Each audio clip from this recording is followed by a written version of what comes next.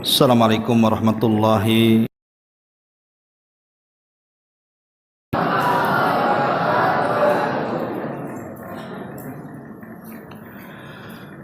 Alhamdulillah wassalatu wassalamu ala Rasulillah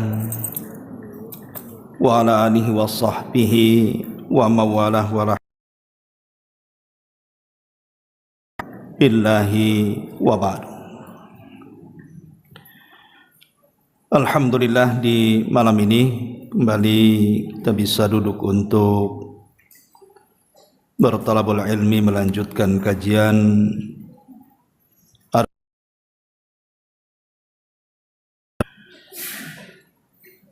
dan kita masuk pada hadis yang ketiga dari hadis Arba'in Nawawi. Siapa yang hafal hadis ketiga? Ada yang hafal?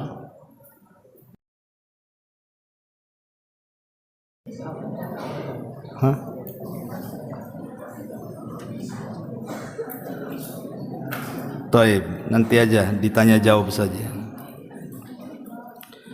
Kita baca hadisnya. An Abi Abdurrahman Abdullah ibni Umar ibni al-Khattab radhiyallahu anhuma qala sami'tu Rasulullah sallallahu alaihi wasallam yaqul buniyal islamu ala khamsin syahadati an la ilaha illallah wa anna muhammadar rasulullah wa iqamis salati wa ita'iz zakati wa hajjil baiti wa saumi ramadhan. Rawahul Bukhari wa Muslim. Perhatikan, dari Abi Abdurrahman, kunyah daripada Abdullah ibnu Umar, putra Umar ibn al-Khattab radhiyallahu anhuma, dia mengatakan, aku mendengar Nabi sallallahu alaihi wasallam bersabda, Islam itu dibangun atas 5 perkara. Persaksian bahwa tidak ada sesembahan yang berhak disembah kecuali Allah, dan bahwa Muhammad adalah utusan Allah. Kemudian mendirikan salat, menunaikan zakat, menunaikan haji ke Baitullah Al-Haram, dan berpuasa Ramadan. Kalau dalam hadis Jibril kemarin di Bali, puasa Ramadan kemudian haji. Ma'asyiral muslimin wal muslimat, santri ikhwan dan akhwat rahimakumullah. Hadis ini ada asbab wurudnya. Kenapa Abdullah ibn Umar sampai mengucapkan kalimat ini? Jadi ada seorang sahabat bertanya kepada Abdullah ibn Umar, ma hamalaka an tahujja kulla amin wa ta'tamira kulla amin wa tatrukal jihad. Wahai Aba Abdurrahman, kenapa engkau melakukan haji hampir setiap tahun, melakukan umrah juga hampir setiap tahun, tapi engkau meninggalkan jihad? Dan kenapa jihad tidak dimasukkan di dalam rukun Islam? Karena jihad itu asal hukumnya fardu kifayah, sementara kita bicara tentang fardu ain di sini. Maka Abdullah ibn Umar radhiyallahu anhuma mengatakan, fa inni sami'tu an-nabiy sallallahu alaihi wasallam yaqul buniyal islam ala khamsin syahadati an la ilaha illallah wa anna muhammadar rasulullah wa iqamis salati wa ita'iz zakati wa hajjil baiti wa saumi ramadhan. Karena aku mendengar, kata Ibnu Umar radhiyallahu anhuma, Nabi bersabda, Islam itu dibangun di atas 5 perkara. 2 kalimat syahadat, melaksanakan atau menegakkan salat, menunaikan zakat, haji dan juga puasa. Di sini tidak ada jihad, karena ini cerita tentang fardu ain, bukan fardu kifayah. Kecuali dalam kondisi tertentu jihad juga bisa jadi fardu ain. Sedikit kita bicara tentang rawi hadis dulu. Abdullah ibnu Umar. Abdullah ibn Umar ini satu di antara 4 yang disebut dengan Al-Abadilah.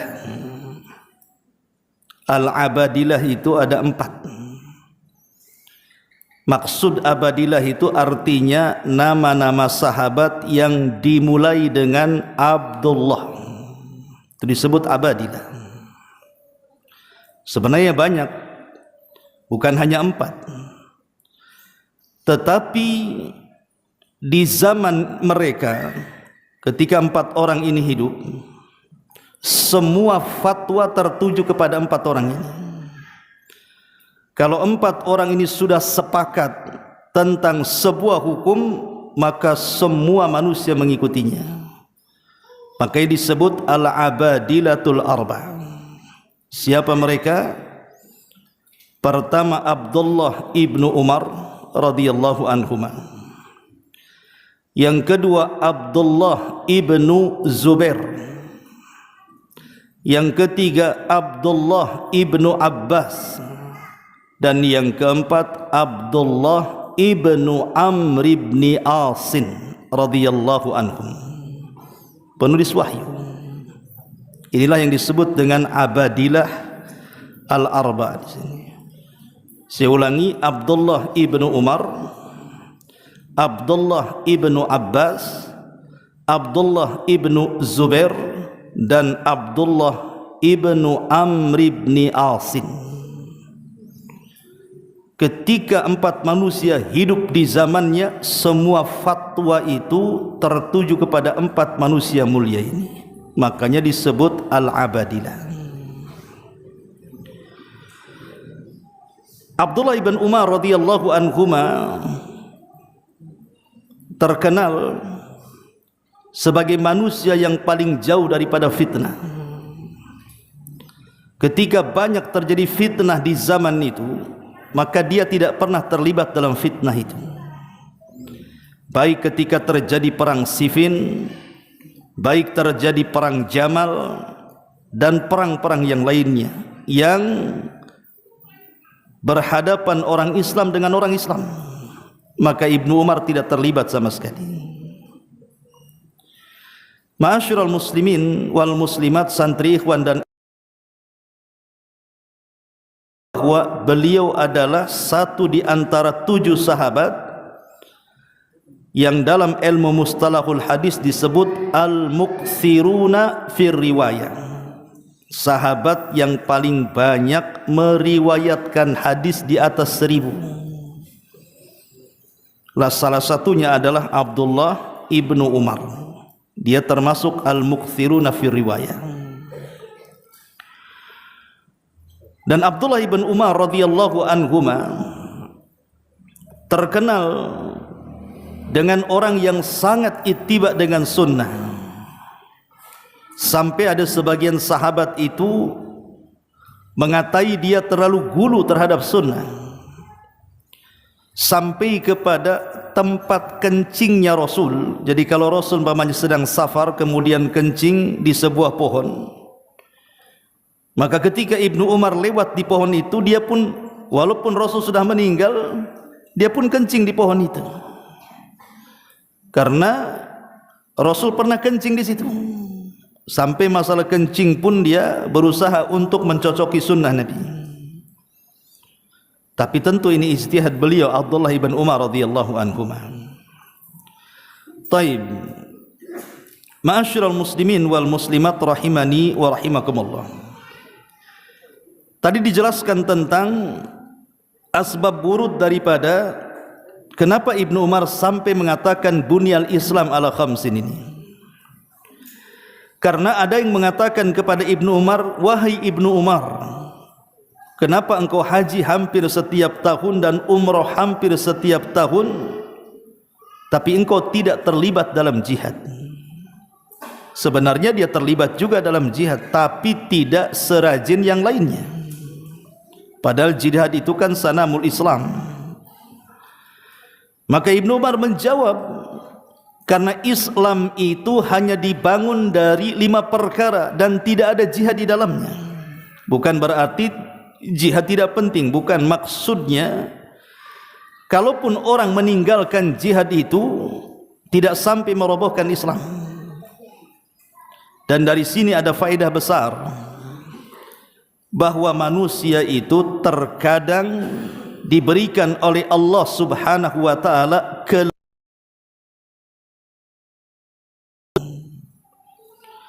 ada orang yang dilebihkan, mungkin dia mudah berpuasa, bukan hanya yang wajib tapi juga yang sunnah, tapi tidak dilebihkan dari salat malamnya. Terkadang ada orang yang dilebihkan salat malamnya, tapi karena laparan susah pula dia berpuasa. Ada orang juga yang ngantuan, susah dia salat malam, tapi dilebihkan mudah bersedekah. Itulah kenapa pintu sorga itu macam-macam namanya. Ada pintu solat, ada pintu sedekah, ada pintu jihad. Karena masing-masing dalam beribadah itu punya gairah sendiri-sendiri. Ada sebuah faedah yang luar biasa tentang surat menyurat antara Abdullah ibnu Mubarak dengan Fudail ibn Iyad rahimahumullahu al-jami'. Jadi Abdullah ibn Mubarak ini dia sedang berperang, dia berada di Thugur. Thugur itu ya perbatasan dalam jihad, dalam rangka mempertahankan sebuah negara Islam dari serangan musuh. Jadi Abdullah ibn Mubarak itu sedang berjihad, sementara Fudail ibn Iyad ini rajin melaksanakan ibadah di Masjidil Haram. Jadi Fudail ibn Iyad ini menyurati Abdullah ibn Mubarak, menegur dan mengatakan, wahai Ibnu Mubarak, kenapa engkau tidak pulang saja ke haram? Kau bisa iktikaf di haram, bisa solat di haram, bisa membaca Al-Quran di haram, bisa mengajar hadis di haram. Buat apa engkau di sana? Maka Abdullah ibn Mubarak rahimahullahu ta'ala menjawab tu suratnya Fudail ibn Iyad itu dengan sebuah syair yang sangat bagus sekali. Saya baca syairnya.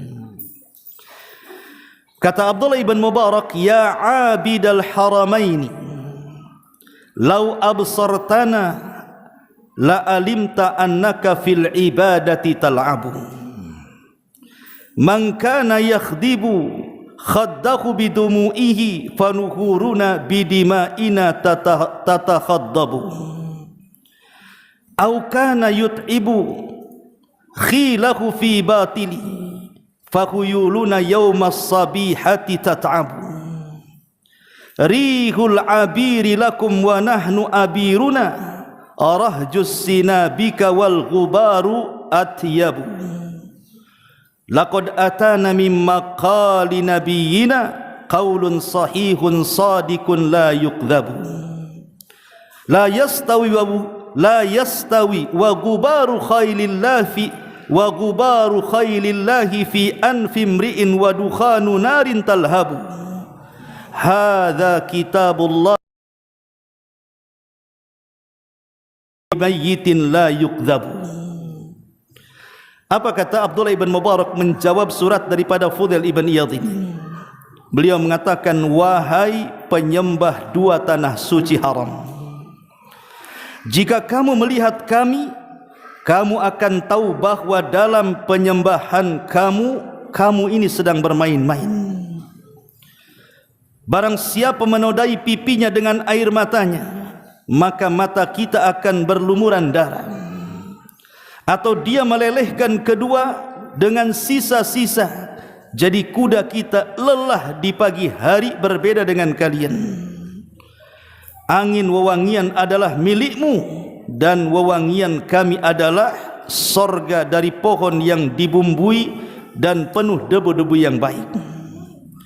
Dan dari pernyataan Nabi kita datang kepada kita sebuah ucapan yang benar dan tidak mungkin didustakan.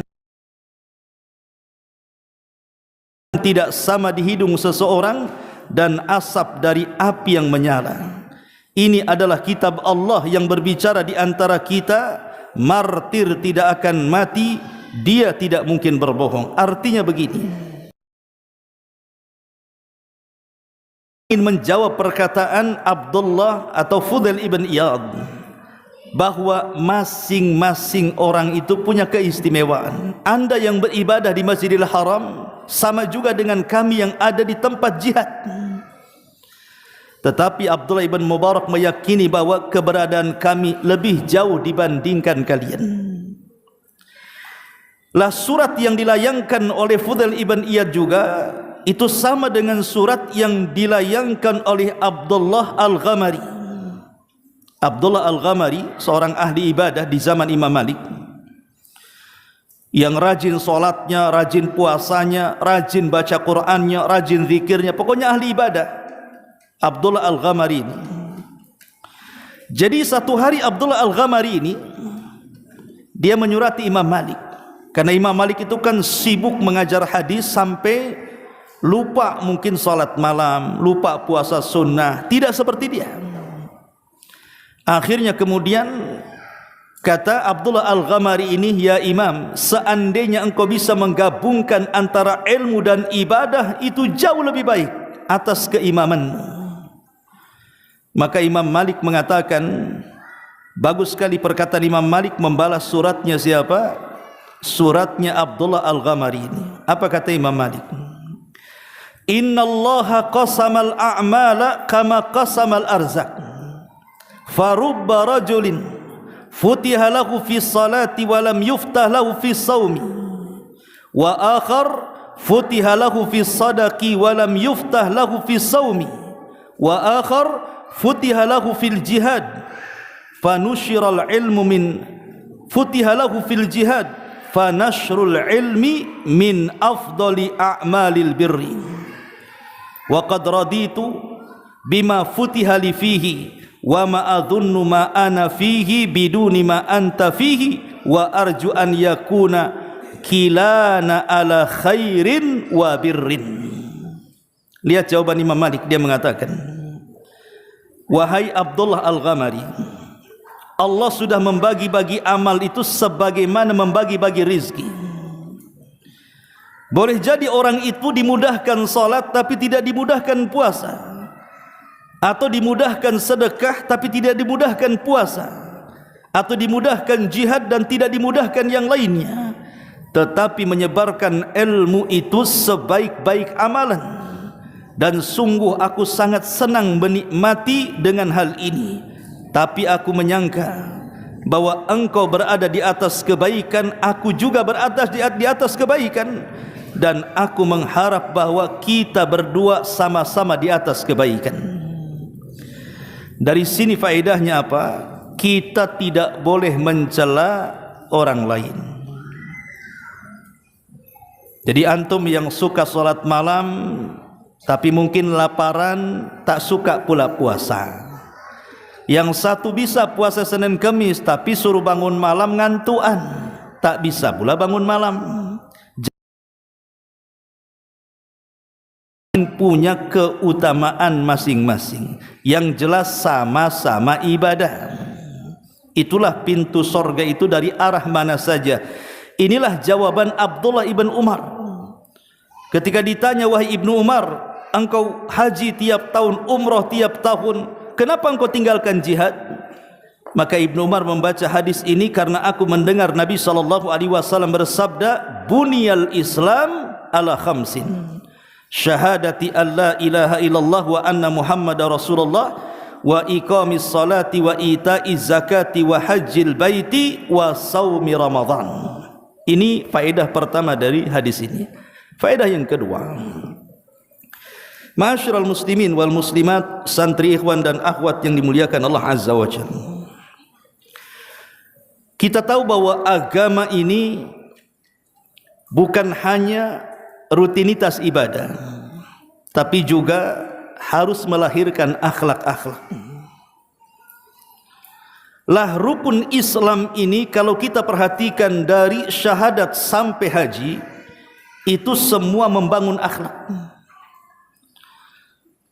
Kalau kita cerita tentang tauhid, jelas tauhid itu membangun akhlak. Karena tauhid itu bisa membersihkan jiwa, diajarkan keikhlasan di dalamnya. Dan ikhlas itu akhlak kaum muslimin.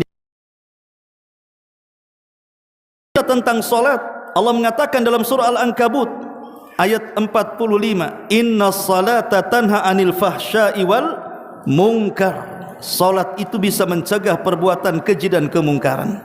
Ini juga mengajarkan akhlak.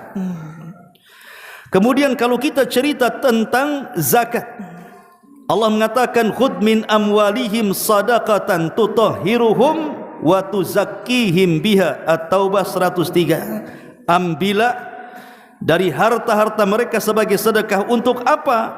Membersihkan mereka, membersihkan hati mereka, membersihkan harta mereka. Dan ini bagian daripada akhlak, membersihkan hati. Kalau cerita tentang haji, Rasul mengatakan apa? Man hajjal baita falam yarfus walam yafsuq raja'a kayaumin waladathu ummuhu. Siapa yang haji, dia tidak mengeluarkan kata-kata kotor, dia tidak melakukan kefasikan, maka pulang seperti bayi yang baru dilahirkan. Dan kalau cerita puasa, ma'ruf, idza kana saumi ahadikum fala yarfus yawma idin wala yaskhab wa in syatamahu ahadun aw qatalahu falyaqul inimru'un shaim, kata Rasul. Apabila salah seorang di antara kalian berpuasa, maka jangan mengeluarkan kata-kata kotor dan jangan berteriak-teriak. Dan kalau ada orang yang mencelanya atau mengajak ribut dengannya, katakan saya sedang berpuasa. Dari sini kita tahu bahwa rukun Islam itu melahirkan akhlak. Ini faedah yang kedua. Rukun Islam itu melahirkan akhlak. Kemudian faedah yang ketiga, ma'asyiral muslimin wal muslimat rahimani wa rahimakumullah. Makna Islam. Makna Islam kata para ulama, Islam itu memiliki 3 makna. Karena di sini Rasul mengatakan bunyal Islam, dibangun Islam itu. Islam itu memiliki 3 makna. Makna secara umum, makna secara khusus, dan makna akhas, lebih khusus lagi. Jadi Islam itu memiliki makna umum, makna khusus, dan makna yang jauh lebih khusus lagi.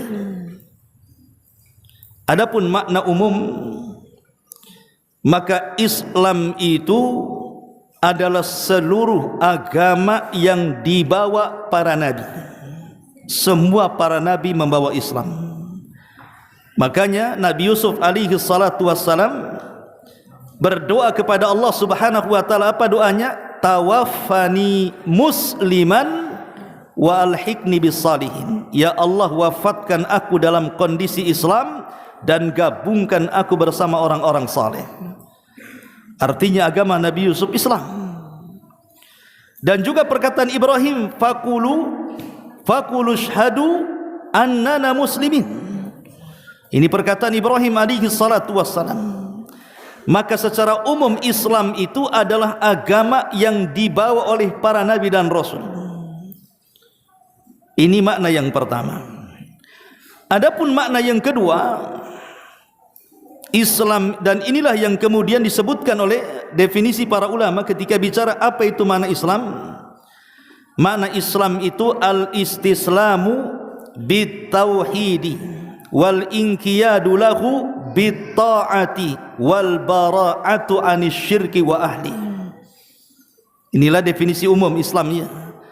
Al-istislamu lillahi bit-tauhid, berserah diri kepada Allah dengan mentauhidkannya. Wal inqiyadu lahu bitta'ah, dan menundukkan diri kepada Allah dengan melaksanakan ketaatan kepadanya. Wal bara'atu minasyirki wa ahlih, dan berlepas diri dari kesyirikan dan para pelakunya. Lah semua agama para nabi membawa 3 poin ini. Mengajak manusia untuk menyerahkan diri kepada Allah dengan tauhid, mengajak manusia untuk tunduk patuh dalam rangka melakukan ketaatan kepada Allah, dan mengajak manusia untuk berlepas diri dari kesyirikan dan para pelakunya. Inilah Islam makna umum. Adapun makna khusus, maka Islam itu adalah agama yang dibawa Nabi. Maka setelah Nabi SAW diutus membawa Islam, maka tidak berhak Yahudi, Nasrani atau agama-agama yang lainnya mereka menyebarkan agamanya. Karena Islam datang secara khusus menghapus agama-agama sebelum Islam. Kata Nabi dalam sebuah hadis yang dikeluarkan Imam Ahmad dalam musnadnya, man sami abi min ummati au yahudiyin au nasraniyin falam yu'min bi lam yadkhulil jannah. Siapa yang mendengar kedatanganku, baik dari umatku ataupun umat Yahudi ataupun umat Nasrani, kemudian mereka tidak beriman kepadaku, dipastikan masuk neraka. Dalam riwayat Nabi SAW mengatakan, man sami'a bi min ummati Yahudi au Nasrani thumma lam yu'minu bi illa dakhalan nar. Maka tidak ada satupun dari umatku, apakah dia Yahudi atau Nasrani, mendengar kedatanganku kok tidak beriman denganku, dipastikan masuk neraka. Dari sini kita tahu bahwa Islam itu satu-satunya agama yang dibawa Nabi hari ini. Ini makna khusus namanya, agama yang dibawa Nabi. Ada makna yang lebih khusus lagi daripada itulah yang kita sedang bahas. Apa itu Islam? An tashhada an la ilaha illallah wa anna Muhammadar Rasulullah wa tuqimas salata wa tu'tiyaz zakata wa tasuma Ramadan wa tahujjal bait. Atau dalam hadis Ibnu Umar, syahadatu an la ilaha illallah wa anna Muhammadar Rasulullah wa iqamis salati wa itaiz zakati wa hajjil baiti wa saumi Ramadan. Inilah pengertian Islam secara khusus. Ini faedah yang ketiga. Faedah yang keempat dari hadis ini, bahwa ajma'al ulama, konsensus para ulama sudah sepakat. Ulama telah sepakat bahwa man haqqaqa hadhil arkan, siapapun yang mewujudkan rukun-rukun yang 5 ini, fahuwa muslim, maka dia telah menjadi seorang muslim. Jadi siapa yang berusaha untuk mewujudkan 5 perkara ini yang merupakan rukun Islam, maka dia dinyatakan muslim. Tetapi siapa yang meninggalkan atau mengingkari satu di antara 5 perkara ini, maka dia belum dianggap muslim. Kalau dia salat, dia puasa, dia haji, dia juga zakat, tapi dia tidak mengucap 2 kalimat syahadat, maka dia bukan seorang muslim. Kalau dia seorang yang mengucapkan 2 kalimat syahadat, dia puasa, dia haji, dia zakat, tapi mengingkari kewajiban salat, maka dia bukan seorang muslim. Kalau dia syahadat, dia salat, dia puasa, dia zakat, tapi mengingkari kewajiban haji, maka dia bukan seorang muslim. Maka siapa yang mewujudkan 5 perkara ini, dipastikan dia seorang muslim. Makanya ini sepakat para ulama, ajma'al ulama, telah terjadi konsensus kesepakatan para ulama bahwa siapa man haqqaqa hadhil arkan fahuwa muslim, maka dia telah menjadi seorang muslim. Ini faedah yang keempat. Faedah yang kelima, ma'asyiral muslimin yang dimuliakan Allah Azza wa Jalla, makanya lihat Nabi SAW mengistilahkan Islam itu dengan bangunan. Kata Al-Hafidh Ibnu Rajab Al-Hambali, kenapa Allah mengistilahkan Islam dengan bangunan? Karena yang menegakkan bangunan Islam itu adalah 5 pilar ini. Kalau satu saja hilang, maka roboh bangunan itu. Makanya dimulai dengan kalimat bunia, dibangun. Berarti harus 5 perkara ini ada, baru bangunan itu terjadi. Ma'asyiral muslimin yang dimuliakan Allah Subhanahu wa taala. Taib. Kemudian yang keberapa? Yang kelima. Salat. Puasa, syahadat, salat, puasa, zakat, haji. 5 perkara ini.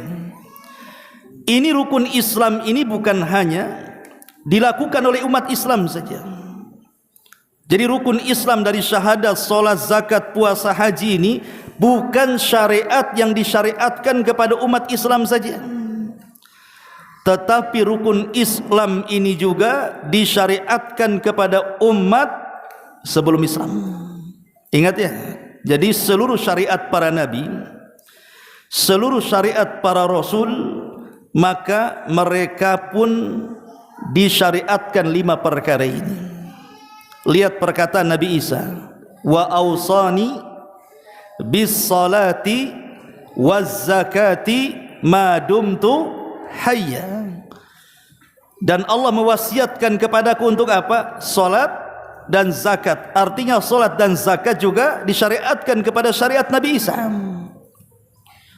Kemudian haji, wa adzin fin nas bil haji ya'tuka rijalan wa ala kulli dhamirin ya'tin. Ini perkataan siapa? Ibrahim. Ibrahim disuruh oleh Allah Subhanahu wa taala untuk mengumandangkan apa? Mengumandangkan haji. Artinya haji juga syariat para nabi sebelum Islam. Kemudian apalagi puasa? Jelas puasa. Ya ayyuhalladzina amanu kutiba alaikumusiyam kama kutiba alal ladzina min qablikum la'allakum tattaqun. Wahai orang-orang yang beriman, telah diwajibkan kepada kalian berpuasa sebagaimana puasa ini diwajibkan kepada umat sebelum kalian. Artinya puasa, zakat, salat, haji itu juga disyariatkan kepada umat sebelum Rasul sallallahu alaihi wasallam, apalagi syahadat. Walaqad ba'atsna fi kulli ummatir rasulan an ibudullaha wajtanibu taghut. Tidaklah kami utus pada tiap-tiap umat ini seorang rasul, melainkan menyerukan dakwah kepada umatnya, sembahlah Allah, tauhidkan Allah, esakan Allah, dan jauhi sesembahan selain daripada Allah alias taghut. Ini faedah yang keberapa? Yang keenam, bahwa semua rukun Islam ini juga syariat yang disyariatkan kepada seluruh para nabi dan rasul. Ma'asyiral muslimin wal muslimat, santri, ikhwan dan akhwat yang dimuliakan Allah Subhanahu wa taala. Taib. Kemudian faedah yang berikutnya, bicara sedikit tentang 2 kalimat syahadat. Kita tahu bahwa kalimat tauhid la ilaha illallah, banyak orang yang kemudian salah ketika memahami kalimat la ilaha illallah. Hanya orang-orang yang diberikan taufik oleh Allah Subhanahu wa taala yang memahami makna kalimat la ilaha illallah, dan mereka adalah ahli sunnah wal jamaah. Makna kalimat la ilaha illallah artinya la ma'buda bihaqqin illallah. Kalau antum ditanya apa sih makna la ilaha illallah, maka makna la ilaha illallah adalah la ma'buda haqqun atau bihaqqin illallah, kecuali Allah. Tidak ada sesembahan yang disembah dengan benar kecuali Allah Subhanahu wa taala. Dan di sini ada 2 perkara. Pertama yang ditiadakan, yang kedua ditetapkan. Jadi tauhid itu harus ada yang dibuang, harus ada yang ditetapkan. Itulah la ilaha illallah. Karena di masyarakat ada orang yang mentalkin orang yang sedang sakaratul maut bukan la ilaha illallah, tapi menyebut kalimat Allah. Allah, Allah, kalimat Allah ini tidak ada Makanya Nabi SAW tidak pernah menganjurkan mentalkin ini dengan kalimat Allah, tetapi Rasul mengatakan lakinu mautakum bila ilaha illallah. Ejahkan orang yang sedang sakaratul maut di antara kalian dengan kalimat la ilaha illallah. Karena kalimat ini disebut kalimatut tauhid, ada yang dibuang, ada yang ditetapkan. Karena tidak semua sesembahan yang disembah manusia itu benar. Jadi kalau saya bahasa kasarnya, semua Tuhan selain daripada Allah itu ambil, karungi, lempar ke lautan. Kemudian kita tetapkan satu saja. Bukan berarti satu ini bagian daripada Tuhan yang dikumpulkan, tidak. Dia tidak termasuk itu. Illallah, kecuali Allah subhanahu wa ta'ala, itulah zat yang berhak disembah, dan yang lainnya tidak berhak disembah. Dan kalimat la ilaha illallah ini bukan kalimat biasa. Nabi Musa alaihi salatu wasalam dalam kitab Tauhid karya Syekh Muhammad bin Abdul Wahab pernah meminta kepada Allah, walaupun sebagian para ulama melemahkan riwayat ini. Jadi Nabi Musa mengatakan kepada Allah subhanahu wa ta'ala, ya Rabb, alimni kalimatan adhkuruka wa ad'uka bika. Ya Rabb, ajarkan kepadaku kalimat yang aku bisa berzikir dan berdoa dengan kalimat itu. Maka Musa diajarkan kalimat la ilaha illallah. Kemudian kata Musa, ya Rabb, yang lain sajalah, itu kalimat sudah banyak orang-orang mengucapkannya, saya ingin kalimat yang lain. Maka Allah subhanahu wa ta'ala mengatakan, ya Musa, seandainya kalimat la ilaha, seandainya langit dan bumi ini dan isi keduanya ditimbang fi kifatin wa la ilaha illallah fi kifatin, malat bihinna la ilaha illallah. Jadi kalau ditimbang di langit dan bumi di sebuah timbangan, dan la ilaha illallah di neraca satunya, maka la ilaha illallah itu lebih berat. Dalam riwayat artinya naik ke atas. Dari sini kata para ulama, inilah perbedaan timbangan di dunia dengan akhirat. Kalau timbangan di dunia, kalau berat dia ke bawah. Kalau timbangan di akhirat itu tosat dia ke atas. Karena sorga itu darajat, sementara neraka itu darakat. Apa darajat atau darakat? Darajat itu tangga ke atas, kayak lift itu namanya darajat namanya. Kalau darakat itu ya terjun ke bawah tuh. Makanya timbangan di akhirat itu melenting ke atas. Tosat bihinna la ilaha illallah. Satu hari ada seorang sahabat namanya Usamah ibn Zaid. Usamah ibnu Zaid, putra daripada Zaid ibnu Harithah, anak angkat Nabi, orang yang sangat dicintai Nabi. Diutus oleh Nabi SAW dalam Sariyah. Sariyah itu pasukan khusus yang tidak dipimpin Nabi. Berangkatlah pasukan khusus untuk memerangi musuh. Allah takdirkan menang. Kemudian di tengah-tengah peperangan ini, karena orang-orang musyrik ini kocar kacir tunggang langgang melarikan diri, adalah satu orang musyrik yang dikejar oleh Usamah ibn Zaid dan salah seorang sahabat dari Ansar. Rupanya mentok, tidak bisa lari dia.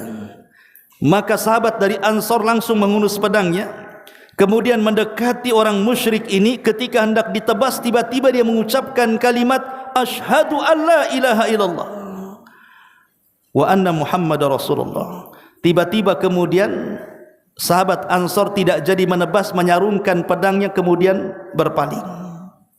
Usamah ibn Zaid ini tidak terima kenapa orang Ansar membiarkan musuhnya tidak ditebas. Maka dialah yang maju. Ketika kemudian pedangnya sudah dihunus, dua kali dia mengucapkan kalimat la ilaha illallah, tapi tetap dibunuh oleh Usamah. Kabar ini sampai kepada Nabi SAW. Maka Nabi SAW marah ketika itu dan mengatakan kepada Usamah, ya Usamah, aqatalta man qala la ilaha illallah. Hei Usamah, apakah engkau mau membunuh orang yang mengucapkan kalimat la ilaha illallah? Kata Usamah, ya Rasulullah, khaufan min sayfi, dia takut dari pedangku katanya. Sebenarnya masuk di akal perkataan Usamah ini. Kenapa? Karena memang dalam kondisi perang bisa saja dia tipu-tipu mengucapkan kalimat itu.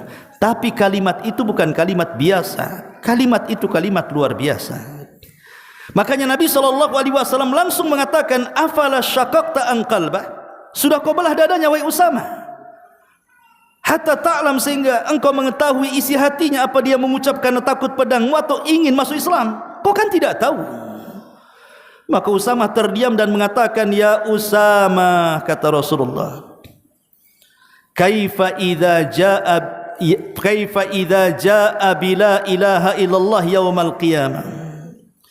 Bagaimana kalau seandainya la ilaha illallah datang pada hari kiamat menghadap kepada Allah, kemudian dia mengadu engkau membunuh yang mengucapkannya. Dan itu Rasul mengulang-ulang kalimat itu sampai Usamah mengatakan, laitani aslamtu yauma idzin, duhai kiranya aku baru masuk Islam. Kalau baru masuk Islam kan jarang dimarahi itu.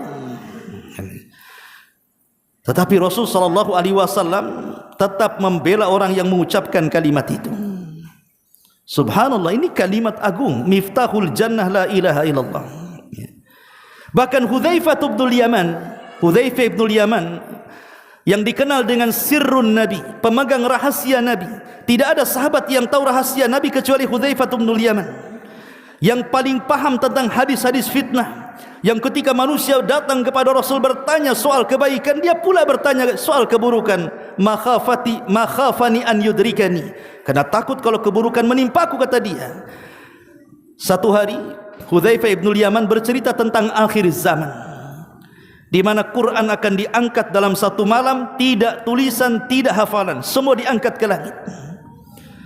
Kemudian Hudzaifah bin Yaman mengatakan, dan ketika itu orang sudah tidak kenal Islam lagi, tidak kenal solat, tidak kenal puasa, tidak kenal zakat, tidak kenal apa-apa kecuali kalimat la ilaha illallah.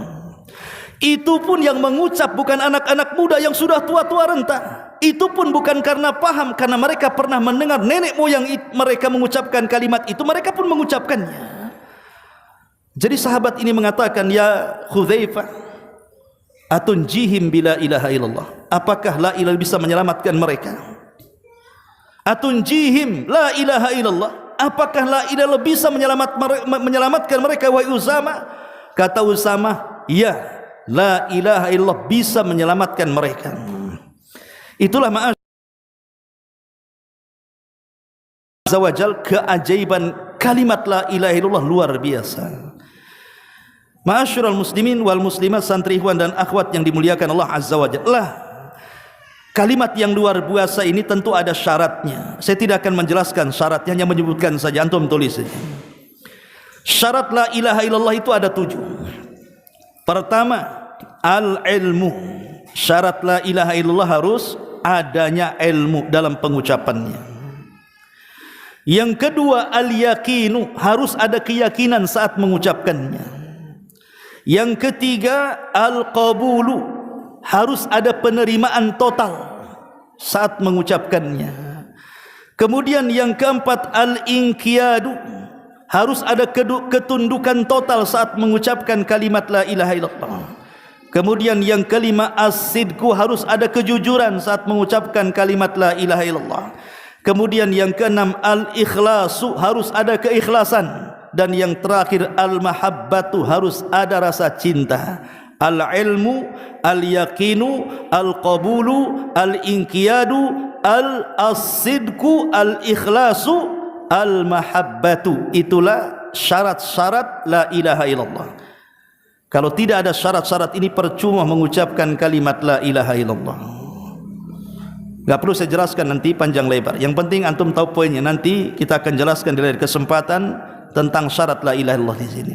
Taib, ini bicara tentang kalimat asyhadu an la ilaha illallah wa asyhadu anna Muhammadar Rasulullah. Wa asyhadu anna Muhammadar Rasulullah. Kita sering mendengar apabila seseorang bersyahadat ada kalimat Abdullahi wa Rasuluh atau abduhu wa rasuluh. Apa makna abduhu dan apa makna wa rasuluh? Abduhu artinya beliau adalah abdun, wa rasuluhu berarti rasul. Maknanya abdun fala yu'bad wa rasulun fala yukadzab. Kalau kita menyebut Abdullah wa Rasul, maknanya apa? Abdun fala yu'bad wa rasulun fala yukadzab. Dia seorang hamba, jangan pernah disembah. Karena ada orang-orang yang hulu terhadap Rasul sampai memuji Rasul di atas kedudukannya sebagai Nabi dan Rasul. Sampai ada yang meminta kepada Nabi. Lihat orang-orang yang haji dan umrah itu, sampai ada orang yang menulis sesuatu di hotel, entah minta jodoh, entah minta ekonomi, dilinting-linting kertasnya.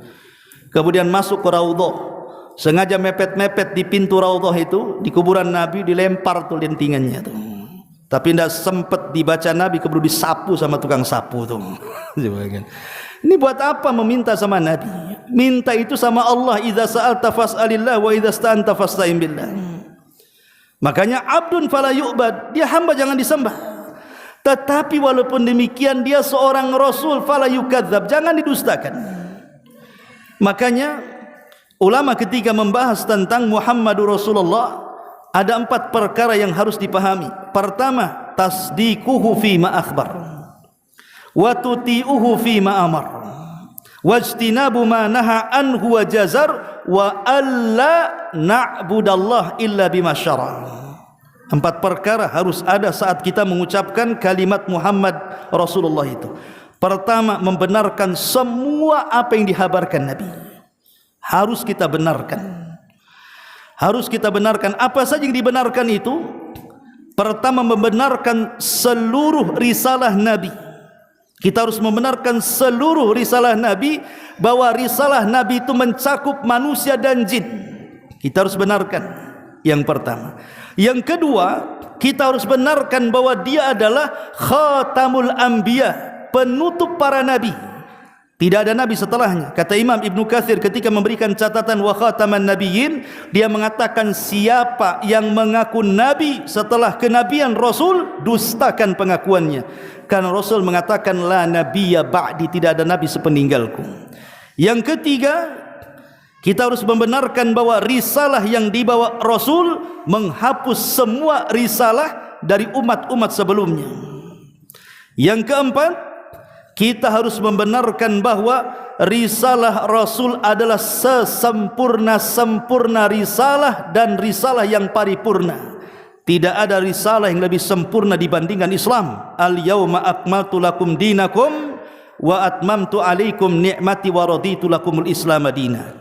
Kemudian yang kelima, kita harus membenarkan semua khabar soal yang masuk akal atau tidak masuk di akal. Contoh umpamanya kejadian hari kiamat, akan muncul Dajjal, akan turun Isa bin Maryam, akan muncul Ya'juj wa Ma'juj, akan muncul matahari dari arah barat, akan muncul dukhan, akan muncul binatang dari perut bumi mengecap di setiap dahi manusia. Kalau dia orang kafir, ya kafir. Kalau dia seorang muslim, ya muslim. Dan memprediksi akan terjadi gempa dari arah timur, barat dan juga jazirah Arab, dan juga api yang akan menggiring dari Aden Yaman ke Syam, tempat mahsyar mereka. Ini kan sesuatu yang di luar nalar manusia, tapi kita wajib membenarkannya. Tasdiquhu fi. Pertama tadi apa? Keumuman risalah Nabi, bahwa risalah Nabi mencakup jin dan juga manusia. Yang kedua, bahwa Nabi penutup para Nabi, tidak ada Nabi sepeninggalnya. Yang ketiga, bahwa risalah Nabi penghapus semua risalah sebelumnya. Yang keempat, bahwa risalah Nabi sesempurna-sempurna risalah. Dan yang kelima, benarkan apapun yang datang dari Rasul, masuk di akal ataupun tidak. Itu namanya tasdiquhu fi ma akhbar. Kemudian wa tuti'uhu fi ma amar.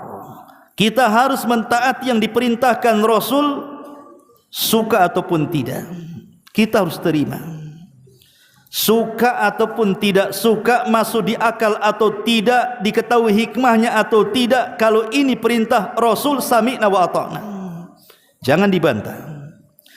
Kemudian yang ketiga, wajtinab ma naha anhu wa jazar, tinggalkan apapun yang dilarang. Yang dilarang oleh Nabi SAW tinggalkan. Wa ma atakumur rasulu fakhudhu wa ma nahakum anhu fantahu. Apapun yang dilarang tinggalkan segera. Dan ingat, meninggalkan larangan tidak ada kalimat istita'ah. Beda mengerjakan perintah. Kalau mengerjakan perintah ada kalimat istita'ah. fattaqullaha mastata'tum. Bertakwa semampu kita. Tidak bisa solat berdiri, duduk. Tidak bisa solat duduk, baring. Ada gantinya. Tapi kalau sudah larangan, jangan minum khamr. Tidak bisa. Ganti merek dari whisky ke cap janggut, tidak bisa. Ya. Karena larangan itu tidak ada gantinya. Kalau perintah ada gantinya. Makanya in istata'ta ilaiha sabil dalam haji, kalau kau mampu, ya kan? Makanya dalam menjauhi larangan, jauhi sedikit banyak. Mabok ataupun tidak mabok, tinggalkan khamr itu. Dan yang terakhir, wa alla na'budu illa bima syara. Jangan menyembah kecuali yang disyariatkan. Kalau sesuatu itu tidak disyariatkan, jangan dilakukan. Dan ibadah itu biasanya berkenaan dengan beberapa perkara. Pertama, bicara soal bilangan. Kedua, bicara soal kaifiyah. Ketiga, bicara soal sebab. Keempat, bicara soal waktu. Kelima, bicara soal tempat. Dan keenam apa? Baik, kita satu-satu dulu. Pertama, bicara soal al-adadu, bilangan. Salat Isya berapa rakaat? 4 rakaat. Antum tambah jadi 5 rakaat. Boleh? Tidak boleh. Karena itu bukan syariat. Paling banyak 3 kali basuhan. Antum buat 5 kali basuhan biar bersih Ustaz. Tidak boleh. Faman zada faqad asa'a wa zalama. Siapa yang menambah basuhan, dia telah salah dan melakukan kezaliman. Paling banyak 3 saja. Itu yang dicontohkan Nabi. Jangan menambah. Yang kedua, setelah bilangan, kaifiyah, cara. Salat itu jelas ada caranya. Takbiratul ihram, berdiri, ruku, i'tidal, sujud dan begitu terusnya. Antum balik, sujud dulu baru ruku. Nggak boleh. Kaifiyahnya tidak seperti itu. Ya. Kemudian yang ketiga, sebab. Setiap antum masuk rumah, antum solat 2 rakaat. Itu solat apa itu? Tahiyatul bait Ustaz. Masjid, itu betul. Sebab masuk masjid 2 rakaat. Kalau sebab masuk rumah 2 rakaat nggak ada, berarti bukan syariat Nabi. Jangan dilakukan. Nggak ada tahiyatul bait. Ya. Kemudian yang keempat, al-jinsu, jenis. Rasul mengatakan kurban itu bahimatul an'am. Pertama dengan unta, kedua dengan sapi, ketiga dengan kambing. Antum pakai kuda, diterima? Tidak, karena kuda bukan bahimatul an'am. Antum pakai yang potong 100 ekor, diterima korbannya? Tidak diterima, karena itu bukan syariat. Jenisnya sudah jelas. Ya. Kemudian yang kelima, al-makan, tempat. Tempat itu sudah jelas. Haji ke Mekah, ngapain ke Irak sana, ke Karbala sana? Seperti yang dilakukan orang-orang Syiah, hajinya ke Karbala sana. Yang enggak terima. Haji itu ke Mekah. Ada juga haji ke Jakarta yang diputari Monas. Sa'inya Jabodetabek kan itu. Enggak terima. Kemudian juga waktu. Nabi SAW mengatakan dalam kurban itu, barang siapa yang menyembeli sebelum sholat sekedar daging biasa, berarti kalau dia berkurban sebelum sholat bukan kurban namanya. Tapi kurban itu dilakukan setelah sholat karena jelas waktunya. Maka kalau kita mengenal 6 perkara ini, maka kita bisa memahami apa syariat yang diajarkan Nabi SAW. Pertama, bilangan. Yang kedua, apa itu? Kaifiyah, tata cara. Yang ketiga, apa? Jenis. Yang keempat, sebab. Yang kelima, waktu. Yang keenam, tempat. Antum kayak orang tua aja, ya, mudah lupa. Ya. Siapa yang bisa ngulangi? Siapa yang bisa ngulangi? Santri. Apa ya? Main tunjuk saja. Tidak bisa. Ya tidak apa-apa. Nanti di soal jawab saja. Ya. Tapi jangan tengok buku. Taib ini bicara soal 2 kalimat syahadat masuk pada sholat. Ya.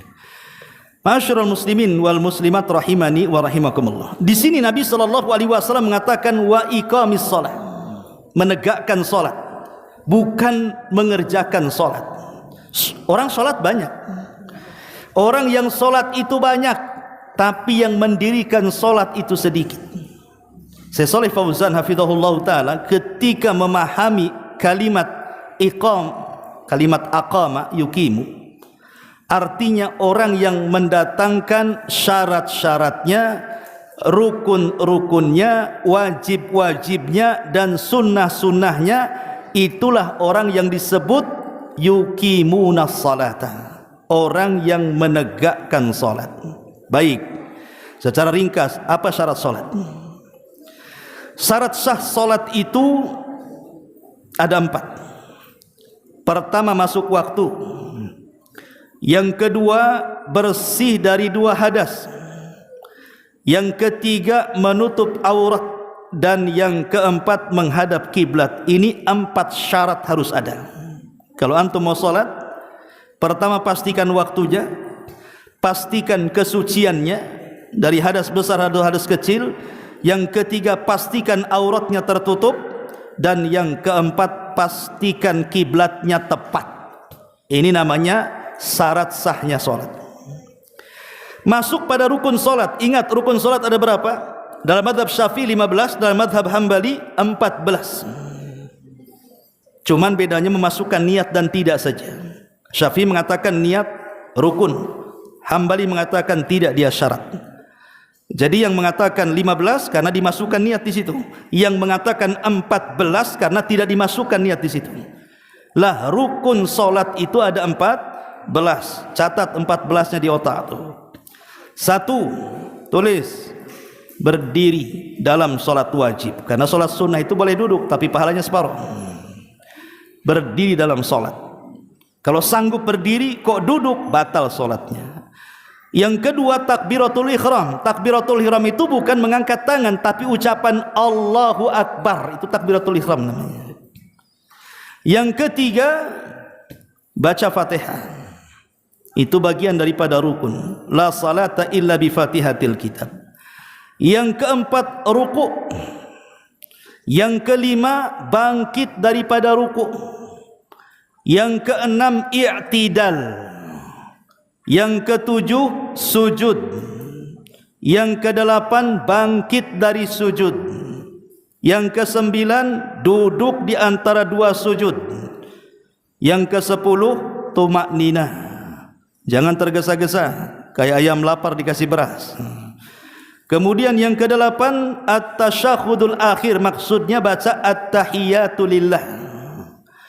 Kemudian yang ke-12, duduk tasyahud akhir. Kemudian yang 13, salam, assalamualaikum ke kanan, ke kiri sunnah. Kemudian yang ke-14, tartib. Berapa jadi 14 di situ ya?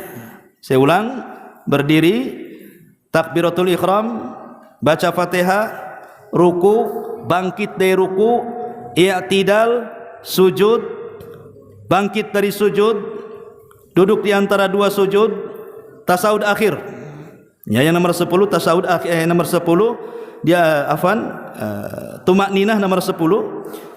Kemudian juga duduk tasawuf akhir, kemudian salam, kemudian tartib. Nah, itulah 14 yang disebut dengan rukun-rukun salat. Kita bicara rukun salat itu ada 3 perkara yang harus dipahami. Rukun salat ini tidak bisa ditinggalkan. 1, karena alasan lupa.